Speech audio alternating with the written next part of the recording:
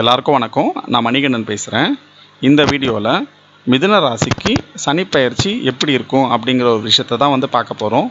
இது வரைக்கும் 6ஆம் இடத்துல இருந்த சனி இப்பொழுது 7ஆம் இடத்துக்கு வராரு. இந்த பின்னாடி இருக்க சார்ட்டை பாருங்கள்.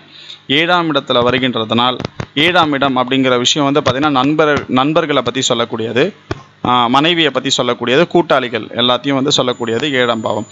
ஸோ இந்த 7ஆம் இடத்துல வருவதனால் இது வந்து ஒரு நல்லது தான், சரிங்களா. நண்பர்களால் வந்து ஆதாயம் கிடைக்கும், சரிங்களா. அதே மாதிரி வந்து லாபம் வந்து உண்டாகும், தொழில் வந்து ஓரளவுக்கு நல்லா இருக்கும், புதிய பதவிகள் வந்து கிடைப்பதற்குண்டான வாய்ப்புகள் அதிகம். அதாவது சமூக எப்படி சொல்லலாம், இதை தொண்டு செய்கிறவங்க இருக்காங்க இல்லைங்களா, சமூக ஆர்வலர்கள், அந்த மாதிரி இருக்கவங்களுக்கு வந்து பார்த்திங்கன்னா ஒரு பதவி கிடைப்பதற்குண்டான வாய்ப்புகள் இருக்கும். ஸோ 7ஆம் இடத்தில் இருந்து கொண்டு உங்களுடைய 9வது இடத்தை அவர் பார்க்குறாரு, சரிங்களா. ஸோ 3ஆம் பார்வையாக 9ஆம் இடத்தையும், அதே மாதிரி அவர் 7ஆம் பார்வையாக அவர் உங்களையும் அவர் பார்க்குறாரு. அதாவது மிதுன ராசியை வந்து அவர் பார்க்குறாரு.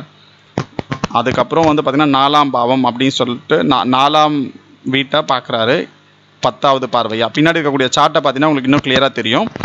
10வது பார்வையாக வந்து 4ஆம் வீட்டை பார்க்குறாரு மிதுனத்துக்கு. ஸோ மிதுனத்துக்கு 4ஆம் வீட்டை பார்க்கறதுனால தாயோட உடல்நிலை வந்து கொஞ்சம் பாதிப்பதற்குண்டான வாய்ப்புகள் இருக்குது, சரிங்களா. அதாவது 7ஆம் பாவம் அப்படிங்கிறது வந்து மனைவியை பற்றி சொல்லக்கூடியது சொன்னோம் இல்லையா முன்னாடியே.